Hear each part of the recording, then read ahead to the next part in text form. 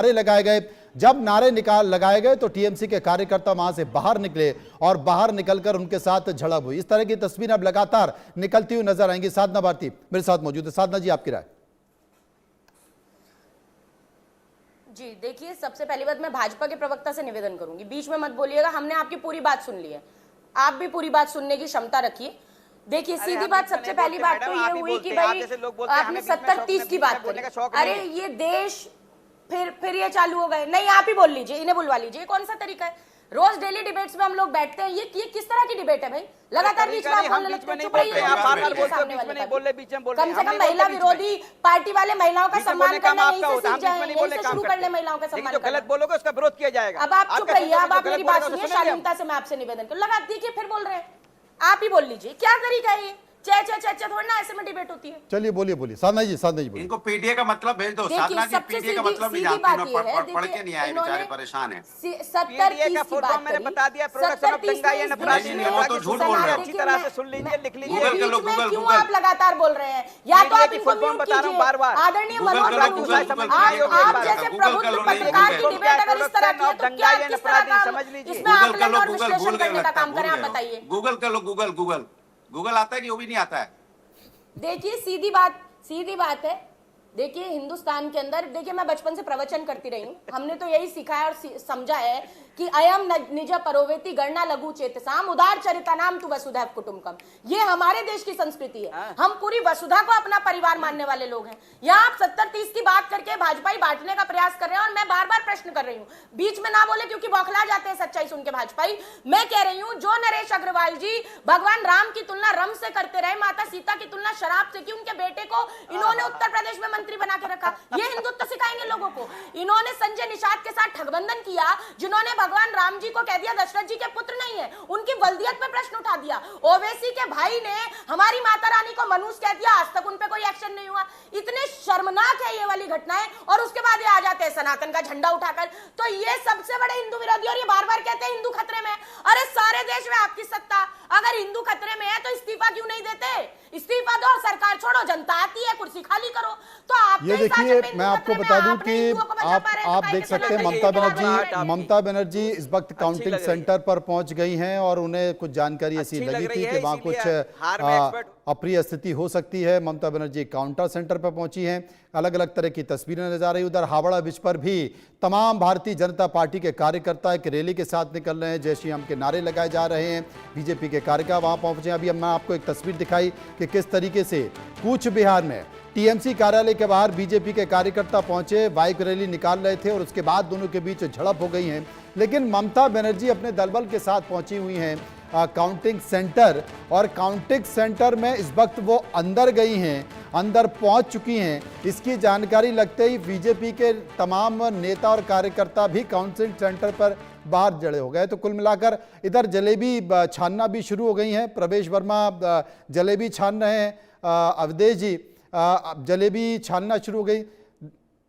अनुराग जी, बंगाल में हम देख रहे थे मंगलवार के दिन भी मछली दबादब खाई जा रही थी बीजेपी के नेताओं के द्वारा, फोटो भी उसके जारी किए जा रहे थे। अब यहाँ जलेबी छानी जा रही है। मुझे लगता है रसगुल्ले अगर खाए जाते तो ज्यादा बेहतर था। देखिए, वही मैंने बोला कि भारतीय जनता पार्टी की संस्कृति संस्कार पता ही नहीं चलता है।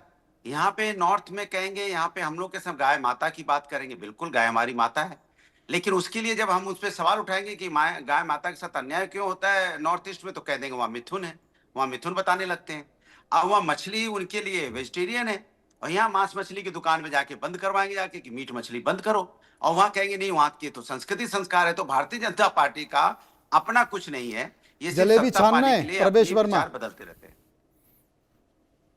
खास तौर पर हिंदुओं के साथ में जो अत्याचार हो रहा था, भारतीय जनता पार्टी के कार्यकर्ताओं को मारा जा रहा था, और एक भी विकास की योजना जो देश भर में लागू है वो वहां पर, तो बहुत बड़ी जीत है पार्टी की।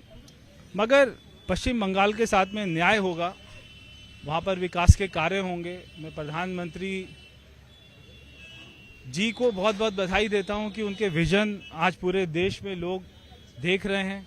गृह मंत्री जी, हमारे राष्ट्रीय अध्यक्ष जी और पार्टी के तमाम लाखों करोड़ों कार्यकर्ता जिनकी जी तोड़ मेहनत थी कि आज ये दिन हमको देखने को मिल रहा है। सर, नई दिल्ली विधानसभा में हम अभी जलेबी देख रहे हैं, साथ साथ झालमुड़ी भी देख रहे हैं। हमने देखा कि प्रधानमंत्री वहां गए थे और झालमुड़ी वहां पर जब खाई तो उसके बाद आज तो देखिए, आज खुशी का ठिकाना ही नहीं है। आज मन इतना खुश है, दिल इतना खुश है कि जिसको बयान नहीं कर सकते। इतना मन खुश है, दिल खुश है। मैंने देखा है पश्चिम बंगाल में, जब मैं वहां पे आराम बाग। अनुराग भदौरिया मेरे साथ मौजूद हैं। बीजेपी कार्यकर्ताओं की हत्या, केंद्र सरकार की जितनी भी विकास योजना है उन्हें लागू नहीं किया गया, इस तरह की बातों का जिक्र किया जा रहा है। लेकिन जो बड़ा मुद्दा था, कहा जा रहा है कि भाई राष्ट्रीय सुरक्षा के लिए बंगाल जीतना बहुत ज़रूरी है, क्योंकि बड़े पैमाने पर घुसपैठ हो रही है, देश विरोधी लोग आ रहे हैं। ये जो जो जो तमाम तरह के मुद्दे हैं, क्या यही वो मुद्दे हैं जिनके कारण टीएमसी इतनी बुरी तरह हार गई और बीजेपी इतनी बेहतर तरीके से जीती, या कुछ और कारण भी हो सकते हैं? अनुराग जी, देखिए, मैं आपको बहुत जिम्मेदारी से बोल रहा हूँ, आप भी हैं, मैं भी यहाँ हूँ। आज के बाद से घुसपैठी मुद्दा खत्म हो गया बंगाल में। आप देखना, भारतीय जनता पार्टी कोई सांस भी नहीं लेगी घुसपैठियों के नाम, बात भी नहीं करेगी, मैं आपको बता रहा हूँ। और आप 2-4 साल बाद, जब हम 2-3 साल बाद मिलेंगे, फिर वहीं की वहीं खड़े दिखाई देगी भारतीय जनता पार्टी। असम में भी तो यही मुद्दे लेके आई थी ना, तो क्या असम में घुसपैठी निकाल दिए? बिहार में भी तो एसआईआर के माध्यम से घुसपैठियों की बात कर रहे थे ना, एक घुसपैठिया मिला था, नहीं 190 घुसपैठिए मिले थे। कोई चर्चा कर रहा है वहां पे? कुछ नहीं चर्चा करेंगे। ये जब चुनाव लड़ रहे थे तब भ्रष्टाचार की बात करते थे, महंगाई की बात करते थे, बेरोजगारी की बात करते थे। आजकल करते हैं क्या? केंद्र की इलेक्शन में 2014 में यही तो कर रहे थे ना, कि हमारा रुपया कमजोर होता जा रहा है डॉलर के मुकाबले, और जिस देश का करेंसी कमजोर होती है उस देश का सम्मान गिरता है। तो हमारा तो अब कितना सम्मान गिर गया, सोचिए आप, रुपया कितना कमजोर हो गया। आप उस पर चर्चा करते हैं? नहीं करते ना। ये क्या करते हैं, ये जो मुद्दे पे चुनाव लड़ते हैं उस मुद्दे को भूल जाते हैं। आप पश्चिम बंगाल में घुसपैठी मुद्दा खत्म, मंदिर मस्जिद का वहां मुद्दा खत्म। अब जब जब चुनाव आएगा तो उसके 1-1.5 साल पहले फिर माहौल बनाएंगे, फिर कुछ करना शुरू करेंगे कि देखिए अब वो वहां मंदिर मस्जिद, फिर घुसपैठिए लाएंगे। अभी 4-4.5 साल तक सन्नाटा रहेगा, ये आप लिख के ले लीजिए। मैं जानता हूं ना, भारतीय जनता पार्टी उत्तर प्रदेश में भी तो आई ना, कहाँ नाम लेती है? कुछ भी नहीं, कोई विकास का नाम नहीं लेते कहीं भी। कुछ यूनिवर्सिटी, 10 यूनिवर्सिटी की बात हुई थी, सोचिए, वर्ल्ड क्लास यूनिवर्सिटी की बात हुई थी। अगर आप उत्तर प्रदेश में बना देते तो आज उत्तर प्रदेश के बच्चे बाहर पढ़ने तो नहीं जाते ना, आज यहीं पढ़ रहे होते। जो हमने मेडिकल कॉलेजेस बनाए, कैंसर हॉस्पिटल जो लखनऊ में हमने बनाया, उसी को भव्य और बना देते और उस पर अच्छा बना देते तो कितना अच्छा होता, उत्तर प्रदेश विकास कर रहा होता। ये जो बातें करते उसमें करते कहाँ हैं? आप देखिए, गैस जैसे चुनाव खत्म हुआ था, उसके 38,000 के ऊपर कॉमर्शियल सिलेंडर हो गया। तो महंगाई तो जनता ही झेलेगी ना। अच्छा अनुराग जी, एक चीज बता दीजिए, अनुराग जी एक चीज बता दीजिए, क्या चुनाव के समीकरण बदल गए हैं? राजनीतिक पार्टियों के चुनाव के मायने बदल गए हैं? क्योंकि पहले ये होता था ना पूछने से कि भाई माहौल क्या है, अब तो माहौल पता ही नहीं चल रहा कि क्या है। तो क्या चुनाव के अर्थमेटिक नहीं बल्कि अब केमिस्ट्री से चुनाव जीते जाने लगे कि चुनाव की केमिस्ट्री क्या है, आप केमिस्ट्री का फार्मूला लगा दो और आप चुनाव जीत जाओगे?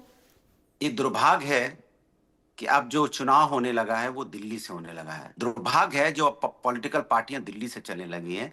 दुर्भाग्य है कि अब पॉलिटिकल पार्टियां जो हैं ब्रांड बनाने लगी हैं, ब्रांड और सोशल मीडिया और एडवर्टाइजिंग पे विश्वास करने लगी हैं। आदमी की मानवता, आदमी की परेशानी, आदमी की जो दिक्कतें हैं, जो उसकी रोजमर्रा की परेशानी, उस पर चर्चा ना होके आप एक नैरेटिव सेट करते हैं। आप एक इवेंट कंपनी हायर करते हैं, इवेंट कंपनी करोड़ों रुपया खर्च करती है, जो हजारों हजार करोड़ रुपया जो खर्च होते हैं चुनाव में, आखिर आम आदमी तो वसूले जाएंगे ना, किसी और से तो वसूले नहीं जाएंगे। पहले चुनाव हो जाता था, कितने सस्ते में चुनाव होता था, पैदल साइकिल से लोग चल के चुनाव लड़ लेते थे। आप चुनाव आप हाईटेक लड़ रहे हो, आप इतना पैसा खर्च करते हो, इतना मैनेजमेंट में पैसा खर्च हो रहा है, आखिर वो पैसा आएगा कहां से? वो पैसा आम जनता से आएगा, जो आम जनता गांव में है, परेशान है, उन्हीं से लूटा जाएगा। ये जनता भूल रही है कि जो चुनाव जीतने की खुशी है, जो लोग मनाते हैं, उन्हें एहसास होना चाहिए ये बोझ आप पे ही पड़ेगा, तकलीफ आपको ही होगी। जो पैसा खर्च होता है, चाहे सोशल मीडिया पे, चाहे मीडिया पे, चाहे और इवेंट कंपनी में, अल्टीमेट वसूला आम जनता से जाएगा। और आम जनता को ये समझ में आना चाहिए कि चुनाव अब ब्रांड से नहीं, उनको चुनाव अपने मुद्दों पे लड़ना चाहिए। वो अपने मुद्दों पे नहीं लड़ पा रही है, क्योंकि उसको ये जिस तरह का माहौल बना रहे हैं समाज के अंदर में, ये लोकतंत्र के लिए भी ठीक नहीं है और ये एक स्वस्थ देश की परंपरा के लिए भी ठीक नहीं है। तो क्या ये सिर्फ बीजेपी सोशल मीडिया ब्रांड